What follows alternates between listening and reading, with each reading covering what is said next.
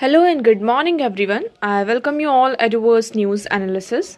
Today is 23rd October 2023, and we are going to discuss important news and articles from The Hindu newspaper. So, let's see what important news we got today to discuss. But before starting the video, for PDF join Telegram channel Reverse News Analysis. Link आपको description box में provided है. Make sure video को last तक देखें so that सारी important news आपके यहाँ पर कवर हो. तो चलिए स्टार्ट करते हैं और देखते हैं आज हमें क्या क्या डिस्कस करना है. Now first article, Israel pounds Gaza as a humanitarian crisis unfold in hospitals. अब आप सभी को पता है कि इजिप्ट से यहाँ पर ह्यूमैनिटेरियन जो आपका एड होता है वो प्रोवाइड किया गया है गाजा की तरफ. ओके, मतलब पैलेस्टीन की तरफ यहाँ पे भेजा गया है. इंडिया की तरफ से भी यहाँ पर एड प्रोवाइड किया गया है. आप यहाँ पर देख सकते हैं कि India send relief goods to civilian population. जहाँ जो सिविलियंस हैं उनको यहाँ पर रिलीफ गुड्स क्या किए गए हैं, प्रोवाइड किए गए हैं. इसी के चलते अभी ऐसी खबर आ रही है, न्यूज़ आ रही है, आपके लिए अपडेट हो सकता है कि इजराइल ने फिर से क्या कर दिया है, गाजा के ऊपर यहाँ पर हमला कर दिया है. ओके, नेक्स्ट मूव करते हैं. Next article is Canada's action are in violation of Vienna Convention sees Jaishankar. अब आप सभी को पता है यहाँ पर इंडिया और कनाडा के बीच में अभी भी कन्फ्लिक्ट चल रहे हैं. ठीक है, कनाडा की तरफ से जो इंडियन डिप्लोमेट्स हैं उनको वहां से रिमूव किया जा रहा है. इंडिया की तरफ से यहाँ पे जो कैनेडियन डिप्लोमेट्स हैं उन्हें यहाँ से विड्रॉ किया जा रहा है. ठीक है, तो इस तरीके की पूरी चीजें की जा रही हैं. तो हमारे जो आप कह सकते हैं एक्सटर्नल अफेयर मिनिस्टर हैं एस जयशंकर जी, उन्होंने ये कहा कि जो कनाडा के एक्शन है वो क्या कर रहे हैं, वेना कन्वेंशन का वॉयलेशन कर रहे हैं. क्या कर रहे हैं यहाँ पर, वेना कन्वेंशन का वॉयलेशन कर रहे हैं. So here you will see ensuring safety and security of diplomats is the most fundamental aspect of vena convention. Vena convention की अगर हम बात करते हैं तो उसमें क्या होता है, जो हमारे डिप्लोमेट्स होते हैं, डिप्लोमेट्स कैसे, फॉर एग्जाम्पल इंडिया से हमने कुछ डिप्लोमेट्स कनाडा में डिप्लॉय किए. ओके, और कनाडा के कुछ डिप्लोमेट्स होंगे वो इंडिया में यहाँ पर रह रहे होंगे. तो इसमें क्या होता है कि जब जो होस्ट कंट्री होती है जहां पर डिप्लोमेट्स आपके डिप्लॉय हैं तो उस स्टेट का ये ड्यूटी हो जाती है कि उनके जो फंडामेंटल एस्पेक्ट्स हैं डिप्लोमेट्स हैं उनकी सेफ्टी सिक्योरिटी को क्या करना, इंश्योर करना. And right now that is what has in many ways been challenged in Canada. But ये जो उनकी डिप्लोमेट्स की, इंडियन डिप्लोमेट्स की सेफ्टी और सिक्योरिटी है वो कनाडा में क्या हो रही है, आपकी चैलेंज हो रही है. इसी के चलते ये जो वेना कन्वेंशन है वो क्या हो रहा है, यहाँ पर उसका वॉयलेशन हो रहा है. तो यहाँ पर किस आर्टिकल का वॉयलेशन हो रहा है इसके बारे में हम देखें. So India formally conveyed its plan to unilaterally remove diplomatic immunities for more than 40 Canadian diplomats in Delhi. तो इसी के चलते यहाँ पे इंडिया ने क्या किया है, जो 14 कैनेडियन आपके डिप्लोमेट्स हैं दिल्ली में उनकी इम्यूनिटी को रिमूव करने की बात की गई है. इसी के चलते उन्होंने ये कहा है कि ensuring diplomatic parity and remain fully consistent with the article 11.1 of the convention. Following this both Canada and US have called on India to uphold its obligations under the 1961 Vienna convention on diplomatic relation. तो Vienna convention आपका जो है वो diplomatic relation पर है. तो इसी के चलते यहाँ पर कनाडा और यूएस दोनों ने क्या कहा है कि आपको क्या करना होगा, जो 1961 के वेना कन्वेंशन है उसके जो ऑब्लिगेशंस है उसको अपहोल्ड करके रखना होगा. अभी कौन सा आर्टिकल है, ये आर्टिकल क्या कहता है, जो हमारा article 11.1 of the vena convention, it says authority of receiving state. यहाँ पर क्या है कि फॉर एग्जांपल ये XYZ कंट्री है, इसके डिप्लोमेट्स कहाँ हैं, ABC कंट्री में है. तो यहाँ पर ये स्टेट क्या करेगा, यहाँ पर आपका अथॉरिटी को रिसीव करेगा. So receiving state has authority to require that size of the mission be capped within limit that is consider reasonable and normal. तो यहाँ पर जो मिशन का साइज है उसे कैसा रखना चाहिए, लिमिटेड और रीजनेबल ऐसा लगना चाहिए, उसे हमें रीजनेबल और नॉर्मल कंसिडर करना चाहिए. Okay, it allows the host country to regulate the number of foreign diplomats present within its border, ensuring that size of diplomatic mission remains within limits that are acceptable to the host nation. तो यहाँ पर आप उतने ही diplomats deploy कर सकते हैं जितना इस कंट्री में मतलब कि आप कह सकते हैं कि वो अलाउ करती है ना. कि मतलब ये भी होता है ना कि फॉर एग्जांपल हम यहाँ पे 10 डिप्लोमेट्स डिप्लॉय करना चाहते हैं, लेकिन ये ABC कंट्री के पास इतना रिसोर्स नहीं है कि वो क्या कर सके, ये पूरे 10 के 10 डिप्लोमेट्स को डिप्लॉय कर सके. इसलिए क्या होता है कि ये किस कंट्री के ऊपर डिपेंड करता है, होस्ट नेशन के ऊपर डिपेंड करता है. ओके, तो आई होप अभी अब देखते हैं ये इशू कहाँ तक आगे बढ़ता है. ये आपके लिए छोटी सी अपडेट थी, आई होप आपको यहाँ पर ये क्लियर होगा. चलिए आगे बढ़ते हैं, बट आगे बढ़ने से पहले हम कुछ क्वेश्चंस को सॉल्व करेंगे. तो आज का हमारा पहला क्वेश्चन है, with reference to non-fungible tokens consider the following statements. यहाँ पर आप लोगों ने NFTs के बारे में सुना होगा, नॉन फंजिबल टोकन्स। अब ये किससे रिलेटेड है यहाँ पर, ये आप लोगों को बताना है, ठीक है। इसके रिगार्डिंग आपके पास कुछ स्टेटमेंट्स हैं and you have to tell whether they are correct और incorrect. Now, first statement is saying they enable the digital representation of physical assets। आपके जो physical assets हैं, अगर आप क्या करते हैं उसका digital representation करते हैं, मतलब कि इसमें non fungible tokens में आपकी जो physical assets हैं उसको आप digitally represent कर सकते हैं। So this statement is correct और incorrect ये आप लोगों को बताना है। Second statement is saying they are unique cryptography tokens that exist in blockchain। ये क्या है, आपके एक unique cryptographic tokens है जो आपकी ब्लॉकचेन में एग्जिस्ट करते हैं। Third one is they can be traded और exchange at equivalency and therefore can be used as a medium transaction of commercial. So इसमें थर्ड स्टेटमेंट में ये कहा जा रहा है कि इसमें जो हम क्या कर सकते हैं, ये जो आपके NFTs होते हैं, टोकन्स होते हैं, उसको आप ट्रेड कर सकते हैं, एक्सचेंज कर सकते हैं, और ये एक तरीके से आपका मीडियम है ट्रांजैक्शन का इन कहाँ पर, कमर्शियल्स में। तो इसमें से कितनी स्टेटमेंट्स आपकी करेक्ट है, कितनी स्टेटमेंट्स आपकी इनकरेक्ट है, आप लोगों को ये बताना है। नेक्स्ट है आपका regarding carbon credits which one of the following statement is not correct. ये आपका 2011 का क्वेश्चन है। अभी इससे रिलेटेड एक आर्टिकल आपको देखने को मिलेगा, मतलब इन्वायरमेंट से रिलेटेड वो आर्टिकल है, इसी के चलते हमने इस क्वेश्चन को यहाँ पर ऐड किया है कि आपको किस तरीके से क्वेश्चंस इन्वायरमेंट से हमें देखने को मिलते हैं। ना हम अभी किसकी बात कर रहे हैं, कार्बन क्रेडिट्स की यहाँ पर बात कर रहे हैं। उसके रिगार्डिंग में हमें ये बताना है कि regarding carbon credits which one of the following statement is not correct. इसमें हम किसकी बात कर रहे हैं, स्टेटमेंट कौन सा करेक्ट नहीं है। यहाँ पर स्टेटमेंट करेक्ट भी है और इनकरेक्ट है, तो जो इनकरेक्ट सेंटेंस है उसको हमें आइडेंटिफाई करना है। ओके, आई होप आपको क्वेश्चन क्लियर है। सो पहला स्टेटमेंट ये कह रहा है कि the carbon credit system was ratified in conjunction with Kyoto protocol. क्या कार्बन क्रेडिट सिस्टम आपका क्योटो प्रोटोकॉल के कंजक्शन में आपका रेटिफाई हुआ? तो ये स्टेटमेंट आपकी करेक्ट है या incorrect? Second statement is carbon credits are awarded to countries or groups that have reduced greenhouse gases below their emission quota। Second statement ये कह रहा है कि कार्बन क्रेडिट उन कंट्रीज को अवार्ड किया जाता है जिनका जो एमिशन है, ग्रीन हाउस गैसेस का एमिशन है, जो कोटा उन्हें दिया गया था उससे कम किया हो या फिर उतना ही किया हो। आप ऐसा कह सकते हो कि मतलब इनडायरेक्टली आप ऐसा कहिए कि जो एमिशन है कार्बन का उसको बहुत ज्यादा उन्होंने कम किया, इसके कारण उन्हें हमने क्या दिया, कार्बन क्रेडिट्स यहाँ पर प्रोवाइड किए। ओके, आई होप आपको ये सेकंड स्टेटमेंट क्लियर है। Third statement is the goal of the carbon credit system is to limit the increase of carbon dioxide. तो मतलब यहाँ पर जो कार्बन डाइऑक्साइड का एमिशन है, CO2 का आपका एमिशन है, उसको लिमिट करने के लिए हम क्या लेकर आए हैं, ये कार्बन क्रेडिट सिस्टम को लेकर आए हैं। Last statement is carbon credit are traded as a price fixed from time to time by United Nations environment programme. Fourth statement ये आपकी ये कह रही है कि कार्बन क्रेडिट्स को हम क्या करते हैं, कई बार फिक्स प्राइस पर यहाँ पर जो आपके UN एनवायरनमेंट प्रोग्राम्स हैं, है ना, टाइम टू टाइम उनके द्वारा प्राइस को फिक्स किया जाता है और उसके बाद ये जो कार्बन क्रेडिट्स होते हैं उनको ट्रेड किया जाता है। तो इसमें से कौन सी स्टेटमेंट आपकी इनकरेक्ट है, यह आप लोगों को कमेंट सेक्शन में कमेंट करके बताना है। वीडियो के एंड में दोनों क्वेश्चंस के आंसर आप लोगों को दिए जाएंगे, सो मेक श्योर आप लोग वीडियो को एंड तक देखें। चलिए आगे बढ़ते हैं और देखते हैं आज का हमारा next article. So next article is the courts no fundamental right to marry is wrong. अब यहाँ पर आप सभी को पता है कौन सा केस चल रहा था, हमारा सेम सेक्स मैरिज का, है ना, जिसमें सुप्रीम कोर्ट ने अभी ये कहा कि हमारे कॉन्स्टिट्यूशन में कहीं पर भी ये मैरी नहीं कि राइट टू मैरी का प्रोविजन नहीं है, मतलब राइट टू मैरी ये हमारे फंडामेंटल राइट्स में नहीं है। ठीक है, हम इसको इंटरप्रेट तो कर देते हैं कि आर्टिकल 21 के अंदर आपका जो मतलब हम बात करते हैं राइट टू लाइफ के अंदर ये सारी चीजें आ जाती हैं, बट राइट टू मैरी की अगर हम बात करते हैं ये हमारे कॉन्स्टिट्यूशन में नहीं है। अगर राइट टू मैरी की हम बात करते हैं, अगर हम ये सेम सेक्स मैरिज को लीगलाइज करते हैं तो इसके लिए क्या करना होगा, पार्लियामेंट को सामने आना होगा और पार्लियामेंट यहाँ पर कोई लॉ लेकर आए और फिर राइट टू मैरी को यहाँ पर क्या करे, फर्दर यहाँ पर लीगलाइज करे और ये राइट प्रोवाइड करे। तो ये काम किसका हो जाता है, आपका पार्लियामेंट का हो जाता है, ना कि सुप्रीम कोर्ट का ये काम है। इतना आपको क्लियर हुआ। अब इस आर्टिकल में कुछ केसेस के बारे में डिस्कस किया गया है और साथ साथ ही यहाँ पर आप देखेंगे universal declaration of human rights के बारे में भी डिस्कस किया गया है। अब यहाँ पर देखेंगे, so we have it to from the Supreme Court of India and Supriyo Chakraborty there is no fundamental right to marry. Supreme Court ने ये कहा कि यहाँ पर कोई भी हमारे पास फंडामेंटल राइट नहीं है। It holds on that account court decide that the same sex person can not marry.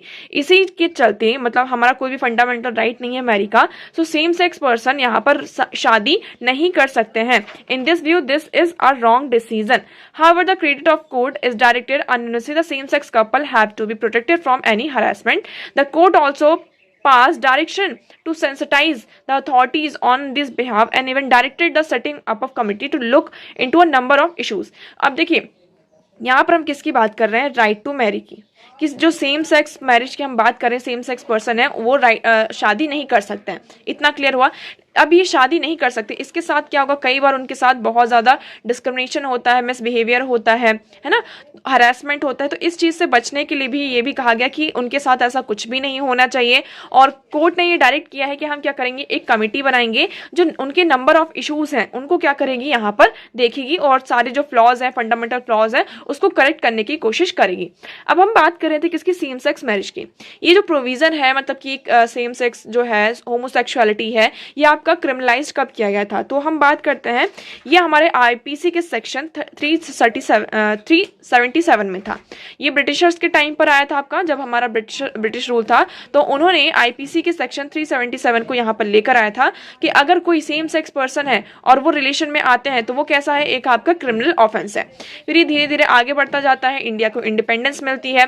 2009 में क्या होता है आपका, दिल्ली हाई कोर्ट यहाँ पर एक नाज फाउंडेशन का तरफ से यहाँ पे कोड आता है, यहाँ पर पूरा केस चलता है, जहाँ पर दिल्ली हाई कोर्ट ने क्या किया था, 377 को यहाँ पर डिक्रिमिनलाइज कर दिया था। क्या किया था, डिक्रिमिनलाइज कर दिया था, किसने, दिल्ली हाई कोर्ट ने। फिर क्या होता है, 2013 में सुप्रीम कोर्ट ने उनका दिल्ली हाई कोर्ट का ये जो जजमेंट होता है 377 को डिक्रिमिनलाइज करने का, उसे क्या करती है, यहाँ पर रिवर्ट कर देती है, चेंज कर देती है और फिर से इसे क्रिमिनलाइज कर देती है।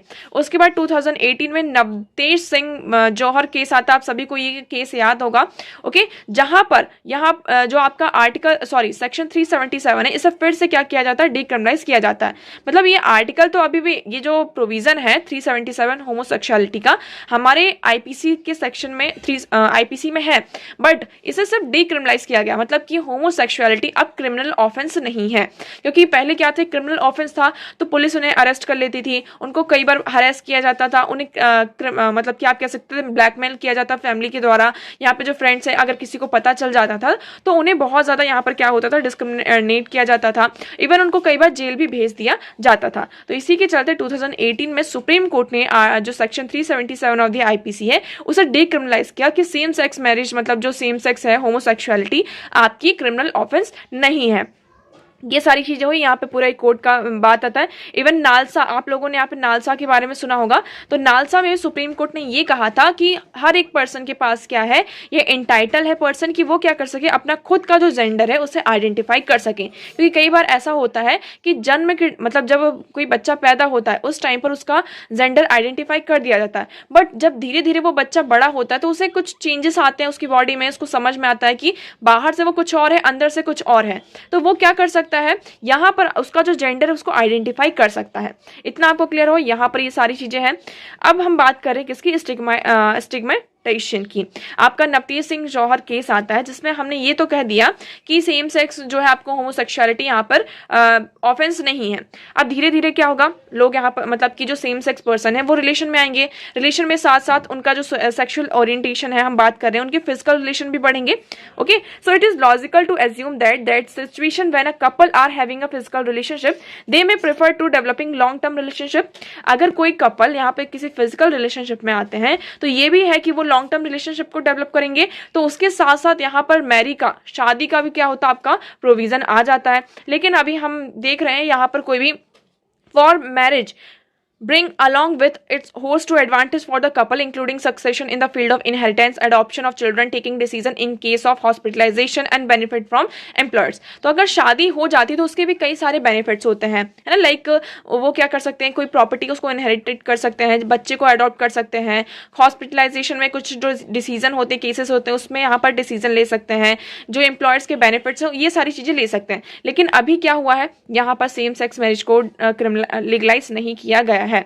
अब ये कहा जा रहा है कि इंडिया क्या है आपका, हम बात करते किसकी, universal declaration of human rights की। Universal declaration of human right का जो आर्टिकल 16 है वो ये प्रोवाइड करता है, men and women of full age without any limitation due to race, nationality and religion have the right to marry and found a family. तो यहाँ पर जो हमारा आर्टिकल आपका जो human declaration of universal declaration of human right 1948 है, उसका जो आर्टिकल 16 है वो ये कहता है कि मेन एंड वुमेन वो किसी भी उनको कोई भी पर्सन लिमिट नहीं कर सकता है, उनके पास शादी करने का क्या है यहाँ पर राइट है, वो अपनी फैमिली को यहाँ पर क्या कर सकते हैं, बना सकते हैं। इंडिया क्या है, सिग्नेटरी है, और इंडिया ने universal declaration of human rights को क्या किया है, इस डॉक्यूमेंट को यहाँ पर साइन किया है, इवन रेटिफाई भी किया है। ठीक है, तो अब ये कहा जा रहा है कि इसमें क्या है, मतलब ये प्रोविजन है राइट टू मैरी का। तो हम इस प्रोविजन को हमारे मतलब कि इंडियन कॉन्टेक्स्ट में देखिए तो इसको हम क्यों इनकॉर्पोरेट करें, तो यहाँ पर वेरियस एग्जाम्पल्स दिए गए कि कई बार क्या हुआ है, सुप्रीम कोर्ट ने इवन अपने जो आप मेनका गांधी का केस ले लीजिए, यहाँ पर बहुत सारे ऐसे केसेस आए हैं जहां पर universal declaration of human rights से हमने क्या किए हैं, जो प्रोविजंस हैं, जो आर्टिकल्स हैं, राइट्स हैं, उसको यहाँ पर क्या क्या है, इनकॉर्पोरेट किया है। तो अगर हम राइट टू मैरी ये वाला जो प्रोविजन है इसको इनकॉर्पोरेट करते हैं तो ये गलत नहीं होगा। इससे क्या होगा, एक तरीके से सोसाइटी में जो इक्वालिटी का प्रोविजन है ये सारी चीजें भी बढ़ेंगी, उनके साथ जो डिस्क्रिमिनेशन होता है, डिस्क्रिमिनेटरी होती है, वो सारी चीजों को भी हम क्या कर सकते हैं, खत्म कर सकते हैं। सो आई होप आपको ये पूरा आर्टिकल क्लियर होगा। इसमें क्या था, हमने देखा कि सुप्रीम कोर्ट ने मना कर दिया कि मतलब राइट टू मैरी हमारा फंडामेंटल राइट नहीं है, इसलिए हम सेम सेक्स पर्सन यहाँ पर शादी नहीं कर सकते हैं, और अगर करते भी हैं तो ये किसके ऊपर डिसीजन दे दिया है, पार्लियामेंट को यहाँ पर डिसाइड करने के लिए कहा कि वो एक लॉ लेकर आए और राइट टू मैरी को यहाँ पर वो लीगलाइज कर सकते हैं। यहाँ पे वेरियस केस आते हैं, हम बात करते हैं होमोसेक्सुअलिटी की। पहले होमोसेक्सुअलिटी एक क्रिमिनल ऑफेंस माना जाता था अंडर जो आपका किसके अंदर, section 377 of the Indian penal code के अंदर। 2009 में दिल्ली हाईकोर्ट इसे क्या करती है, डिक्रिमिनलाइज करती है, बट 2013 में सुप्रीम कोर्ट इसे क्या करती है, फिर से क्रिमिनलाइज कर देती है। सुरेश कुमार कौशल का ये केस आता है जहां पर सुप्रीम कोर्ट फिर से जो आपका होमोसेक्सुअलिटी है उसको क्रिमिनलाइज कर देती है। फिर 2018 में नवतीत सिंह जौहर केस आता है जिसमें यहाँ पर जो सेक्शन 377 है होमोसेक्सुअलिटी उसे फिर से डिक्रिमिनलाइज किया जाता है। ये सारी चीजें होती हैं। उसके बाद फिर बात होती है कि पिटीशन फाइल होती है कई बार कि हमें क्या करना है, कि जो हम किसकी बात करते हैं, स्पेशल मैरिज एक्ट, जो आपका स्पेशल मैरिज एक्ट है उसमें ये वो थोड़ा सा जेंडर बाइस है, हम उसको चेंज करने की बात नहीं कर रहे हैं। उसमें जो कुछ वर्ड्स है लाइक ब्राइड एंड ग्रूम, इसको आप चेंज कर दीजिए, तो इससे क्या होगा, जो सेम सेक्स पर्सन है वो भी शादी कर सकते हैं। फिर हम यहाँ पर ये बात की कि ह्यूमन राइट डिक्लेरेशन जो है इंडिया का सिग्नेटरी है, और उस ह्यूमन राइट डिक्लेरेशन में आपका क्या है, राइट टू मैरी का प्रोविजन है। तो इंडिया क्या कर सकता था, उस प्रोविजन इंडिया ने उसको रेटिफाई किया है, उसका सिग्नेटरी है, तो हम क्या कर सकते थे, इस प्रोविजन को इनकॉर्पोरेट कर सकते थे, बट इंडिया ने ऐसा नहीं किया है। हमने वेरियस केसेस में किया है, ऐसा नहीं कि हमने पहले ऐसा कभी नहीं किया है, बहुत सारी चीजों में हमने किया है। जैसे कि आपका मेनका गांधी केस है, उसमें आर्टिकल जो 5 है universal declaration of human rights का, और आर्टिकल 10 है, इन सारे प्रिंसिपल्स को, जो नेशनल जस्टिस का प्रिंसिपल है, administrative process of the state है, इन सारी चीजों को हमने इनकॉर्पोरेट किया है, तो हम इसको भी यहाँ पर कर सकते थे। आई होप आपको अब ये आर्टिकल पूरा क्लियर होगा। नेक्स्ट आर्टिकल की तरफ मूव करते हैं। Next article is restoring the ecological health of Himalayas. अब इस पे बात की जा रही इकोलॉजिक हेल्थ ऑफ हिमालयाज की। आप सभी यहाँ पर देख रहे हैं हिमाचल प्रदेश, उत्तराखंड और सिक्किम में किस तरीके से यहाँ पर इन्वायरमेंटल डिवास्टेशन आपको देखने को मिल रहा है। ठीक है, तो एक तरीके से यहाँ पे बात की जा रही है कि जो कैरिंग कैपेसिटी है हिमालय स्टेट की, उसे हमें क्या करना चाहिए, आइडेंटिफाई करना चाहिए। और ये किसका काम होता है, आपका स्टेट का काम होता है। So what is carrying capacity, आप लोगों को इसकी डेफिनेशन पता होनी चाहिए, it is must. Okay, so in technical terms you will see here the definition of carrying capacity of a region. Carrying capacity of a region is based on a maximum population size. बहुत ही ध्यान से आपको पढ़ना है, बहुत carefully. Carrying capacity of region is based on maximum population size that an ecosystem और environment can sustainably. हम किसकी बात कर रहे हैं, environment can sustainably okay support over a specific period without causing significant degradation or harm to its natural resource and overall health। मतलब कि हम क्या कर रहे हैं, फॉर एग्जाम्पल ये आपका लैंड है, यहाँ पर हम क्या कर सकते हैं कि 10 यहाँ पर 5 मान लीजिए मैं 5 होटल्स यहाँ पर बना सकती हूँ। अगर मैं 5 होटल इस एरिया में बनाती हूँ, और ये थोड़ा सा सेंसिटिव एरिया है, फ्रेजाइल एरिया है, अगर मैं 5 होटल्स यहाँ पे बनाती हूँ, कंस्ट्रक्ट करती हूँ, और इस रीजन की क्या है कैपेसिटी इतनी है कि वो ये 5 होटल्स को क्या कर सकता है, अकोमोडेट कर सकता है, और इसके कारण कोई भी नेचुरल डिजास्टर हमें देखने को नहीं मिलेगा, और ये क्या करेगा, मतलब एक तरीके से आप कह सकते हैं कि ओवरऑल जो रिसोर्सेज का हेल्थ है उसको भी डिग्रेड नहीं कर रहा है।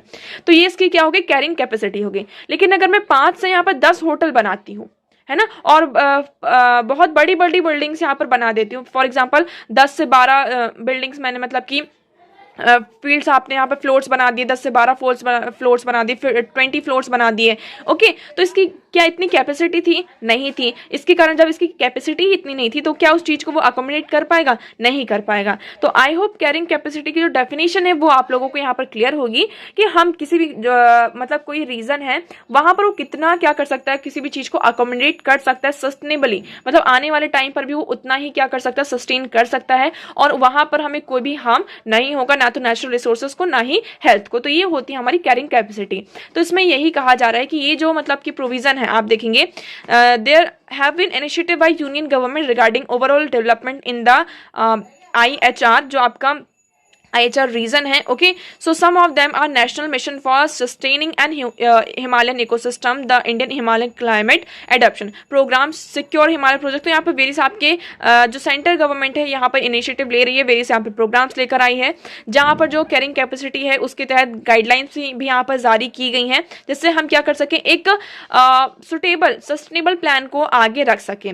अब यहाँ पर कोर्ट्स मतलब कि कोर्ट को भी इंश्योर करना चाहिए कि कई बार क्या होते हैं, बहुत सारे जो चीज़ें होती हैं हम देखते हैं मिनिस्ट्री के द्वारा, यहाँ पर जो पीपल हैं वो सबसे ज़्यादा हमें प्रॉब्लम होती है जो आपकी एडमिनिस्ट्रेटिव प्रोसेस है उसमें प्रॉब्लम हो जाती है, क्योंकि जो आपकी ऑफिसर्स होते हैं, एडमिनिस्ट्रेटिव ऑफिसर्स होते हैं, वही यहाँ पर सारे एक्शंस लेते हैं, सही पूरे प्लान करते हैं। तो हमें यहाँ पर क्या करना चाहिए, जो लोकल पीपल है उनका इन्वॉल्वमेंट करना चाहिए। क्यों? क्योंकि उनको पता होता है, वो उस रीजन में रह रहे होते हैं, तो उनको ये चीज़ें पता होती हैं कि ये जो रीजन है कितनी चीज़ों को अकोमोडेट कर सकता है, कितनी चीज़ों को अकोमोडेट नहीं कर सकता है। ठीक है, तो इस आर्टिकल में यही कहा जा रहा है ओवरऑल कि हमें क्या करना चाहिए, जैसे कि जो हिमालयन रीजन है बहुत ही ज़्यादा फ्रेजाइल और वल्नरेबल है आपका, यहाँ की जो इसके अगर हमें यहाँ पर सस्टेनेबल पॉपुलेशन जो आपकी carrying capacity for the sustainable population for different Himalayan state, इस चीज़ को हमें इंक्वायरी करनी चाहिए, इस चीज़ पर फोकस करना चाहिए, जिससे हम क्या कर सकें, ये इस तरीके के जो अभी केसेस आ रहे हैं, हिमालय में आपका लैंडस्लाइड हो रहा है और सिक्किम में जैसे कि आपका फ्लैश फ्लड, इस तरीके की चीज़ें आ रही हैं, हम उसको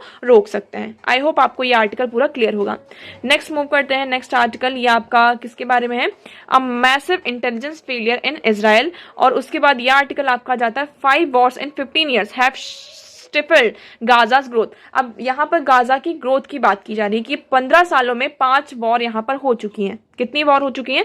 5 वॉर हो चुकी हैं। वॉर किसी भी चीज का सॉल्यूशन नहीं होता है, जब जब वॉर हुए हैं उसके कारण आपको इसका यहाँ पर जो इम्पैक्ट है बहुत ही लॉन्गर टाइम तक हमें देखने को मिलता है। तो अब तक ये कहा जा रहा है कि जो 15 सालों में 5 बार वॉर हुई है गाजा में, तो उससे क्या हुआ कि गाजा की जो ग्रोथ है वो क्या हो चुकी है, आपकी तरीके से रुक रही है, डेटरेट हो रही है। So the data from the chart source from the World Bank, the World Health Static 2023, that Atlas for Sustainable Development 2020, and the Palestinian Central Bureau of Static.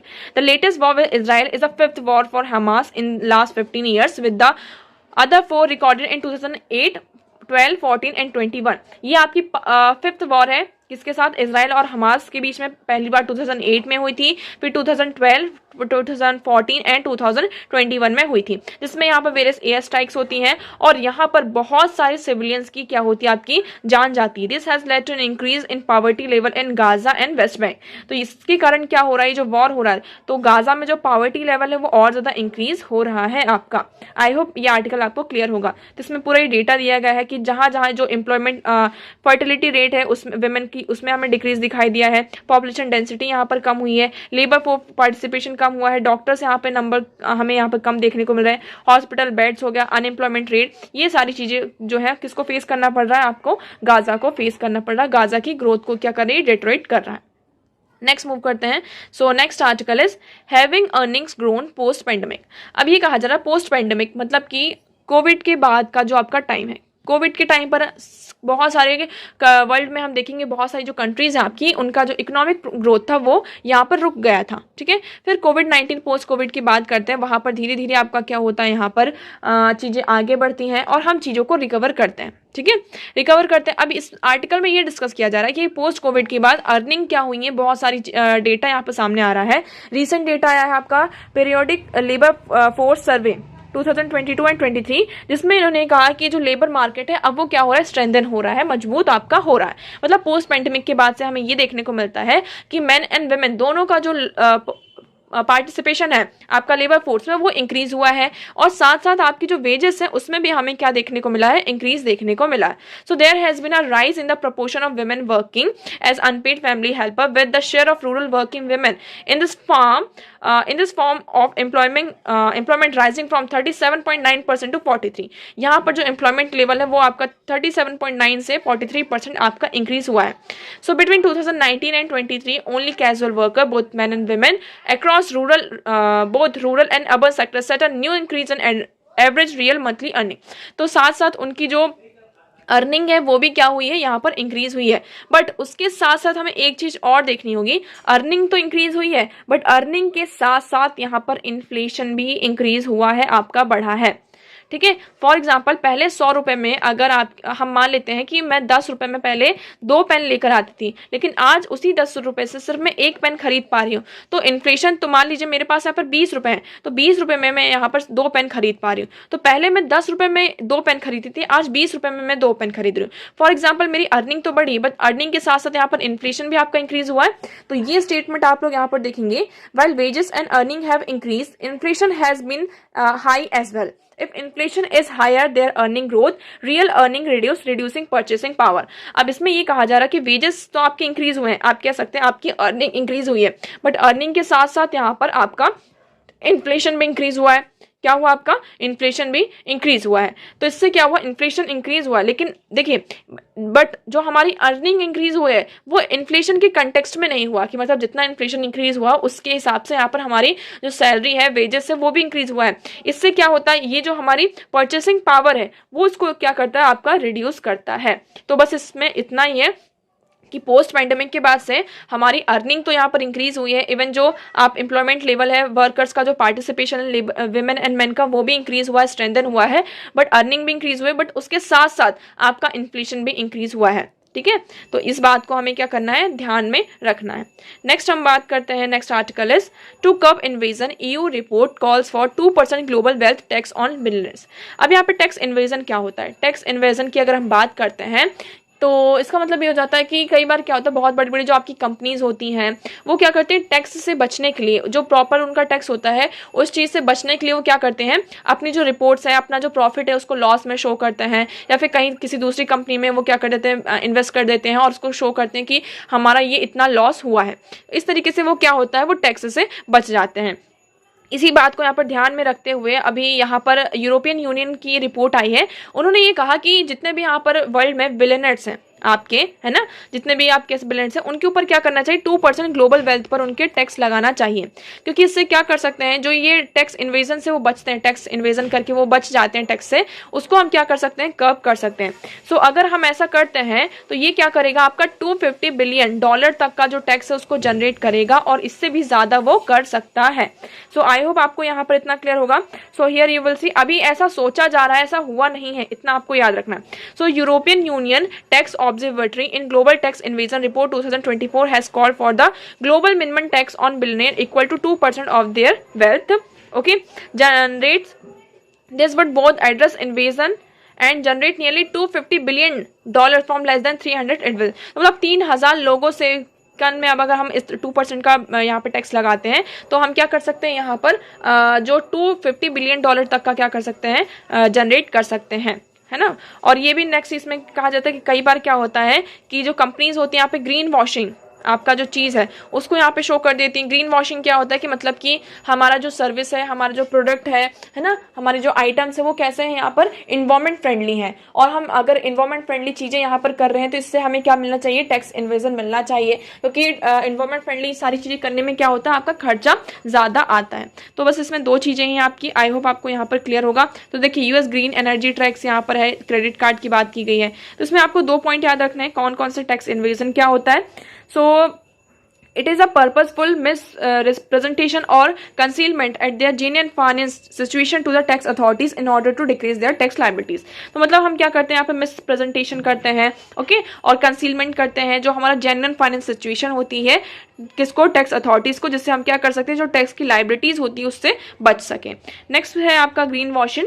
Green washing refers to the deceptive practice of making misleading or unsustainable claims that about the environmental benefit of product service company in order to appear more environmentally friendly than they actually are। तो कई बार company क्या होती है, वो इतनी ज़्यादा environment friendly नहीं होती, उनकी सर्विस प्रोडक्ट environment friendly नहीं होते, बट वो शो करते हैं कि हम क्या है, यहाँ पर क्लेम करते हैं कि हमारा जो प्रोडक्ट है, सर्विस है, वो कैसी environment friendly है। इससे क्या होता है, वो टैक्स से यहाँ पर क्या होते हैं, बच जाते हैं। ओके, आई होप आपको ये क्लियर होगा। नेक्स्ट मूव करते हैं, नेक्स्ट आर्टिकल इज, अब यहाँ पर क्या हुआ है, चाइनीज और आपका जो फिलीपीन है, इनके जो शिप है यहाँ पर फिर से आपस में टकराते हैं। अब टकरा गए, अब यहाँ पे इशू हो रहा है। इशू कहाँ पर हो रहा है, आप देखिए ये आपका क्या है, साउथ चाइना सी, ये आपकी 9 डैश लाइन है। अब ये जो 9 डैश लाइन है, ये चाइना की 9 डैश लाइन है। चाइना इन 9 डैश लाइन को क्या करता है, क्लेम करता है कि ये जो 9 डैश लाइन है, यहाँ से जितना भी रीजन है वो किसका है, चाइना का है। तो यहाँ पर आपके जो वेरियस आइलैंड्स, जैसे कि पार्सले आइलैंड हो गया, आपका स्पार्टली आइलैंड हो गया, इन सारी चीज को कौन क्लेम करता है, आपका चाइना क्लेम करता है। अभी यहाँ पर क्या हुआ है, जो आपका चाइनीज वेसल है एक, और आप कह सकते हैं चाइनीज मिलिटिया वेसल, और फिलीपीन का जो कोस्ट गार्ड वेसल है, यहाँ पर क्या होता है, दोनों आपस में टकरा जाते हैं। आप यहाँ पर देख सकते हैं। तो यहाँ पर कोई जान मान की हानि तो नहीं हुई है, बट स्टिल यहाँ पर क्या हो रहा है, इशू ये जनरेट हो रहा है। अब चाइना तो इस चीज को यहाँ पर मान ही नहीं रहा है, चाइना यहाँ पे जो भी इंटरनेशनल लॉज है उसको भी नहीं मानता है, तो अभी ये पूरा डिस्प्यूट यहाँ पर चल ही रहा है। So 2 incident involving Chinese vessel Philippine boats occur near Second Thomas Shoal in South China Sea, Beijing routinely deployed ship to assert its claim over almost the entire sea. तो इसमें ये कहा जा रहा है कि चाइना क्या करता है, हर वक्त यहाँ पर अपने जो शिप्स है उसको डिप्लॉय करके रखता है, जिससे वो क्या कर सके, जो पूरा ये साउथ चाइना सी है उसको यहाँ पर क्लेम करके रख सके। ओके, सो आई होप आपको ये यहाँ पर क्लियर होगा। तो देखिए न्यूज़ और आर्टिकल्स तो यहीं पर खत्म होते हैं, और अब हम डिस्कस कर लेते हैं हमारे क्वेश्चन। तो हमारा पहला क्वेश्चन था, with reference to NFTs consider the following statement. तो इसमें आपका राइट ऑप्शन हो जाता है ऑप्शन ए। तो आपका जो एनएफटी है वो क्या है, जो आपके फिजिकल एसेट्स होते हैं, उसको आप क्या कर सकते हैं, उसको डिजिटली डिजिटल उसका रिप्रेजेंट कर सकते हैं। तो ये आपका फर्स्ट क्लियर होता है। ये आपका क्रिप्टोग्राफिक टोकन की तरह होता है, यूनिक क्रिप्टो ब्लॉकचेन में एग्जिस्ट करते हैं। तो इसमें आपका फर्स्ट और सेकंड करेक्ट हो जाता है। इसको आप ट्रेड नहीं कर सकते हैं, इसकी ट्रेडिंग नहीं होती है। तो third statement is correct, sorry incorrect. Second question की बात करते हैं रिगार्डिंग कार्बन क्रेडिट की। इसमें से कौन सी स्टेटमेंट आपकी करेक्ट नहीं है, तो इसमें आपका राइट ऑप्शन हो जाता है ऑप्शन डी।